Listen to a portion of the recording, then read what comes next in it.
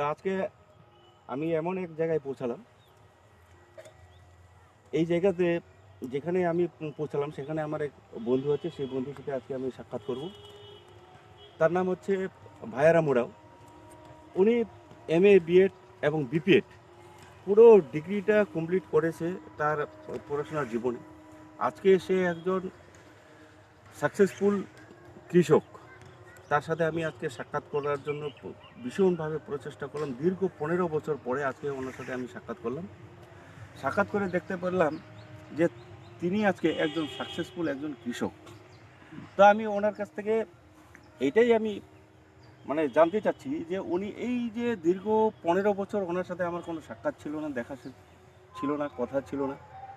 তো ওনার কাছ থেকে একটা পুরো এলাকাতে, পশ্চিমবঙ্গতে বিশেষ করে বা সারা ভারতবর্ষে ওনার মারফতে একটা আমি মেসেজ দিতে চাই যে শুধুমাত্র চাকরি, পড়াশোনা করার পরে চাকরি পাওয়াটাই যে শেষ কথা নয়, তার সাথে কৃষি কাজ করার পরেও যে একজন সাকসেসফুল একজন মানুষ হিসেবে সুপরিচিত হওয়া যায় সারা এলাকাতে, সেই বার্তাটাই ওনার মারফতে আমি সারা পশ্চিমবঙ্গের যুবকদের কাছে পৌঁছাতে চাই যে ওনার যে চিন্তাভাবনা, উনি কীভাবে সাফল্য হয়েছেন সেই বার্তাটা আমি ওনার মারফতে পৌঁছাতে চাচ্ছি এই একটা ছোট্ট ভিডিওর মারফতে।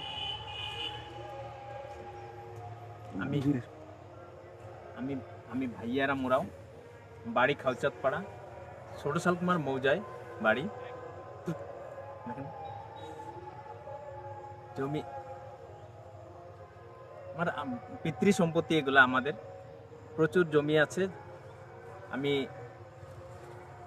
সরষা করেছি সিজন সিজন অনুযায়ী।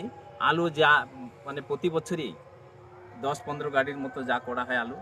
15 গাড়ি করলে তো মোটামুটি 50 বিঘার মতো। 3-45 বিঘা হয়ে যায়। বিঘায় আমাদের এদিকে মোটামুটি এক একরে 1 গাড়ির মতো হয় আলু।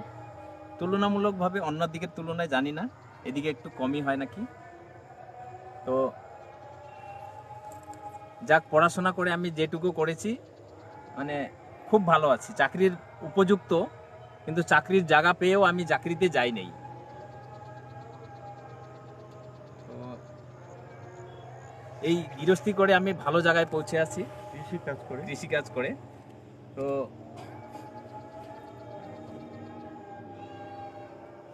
যে গ্রামবাসীদের কাছে বা গ্রামের যুবকদের কাছে আপনার কি বার্তা? তো আমি যুবকদের কাছে এটাই বলতে চাই, চাকরির চেষ্টায় থাকুক। যদি চাকরি অথবা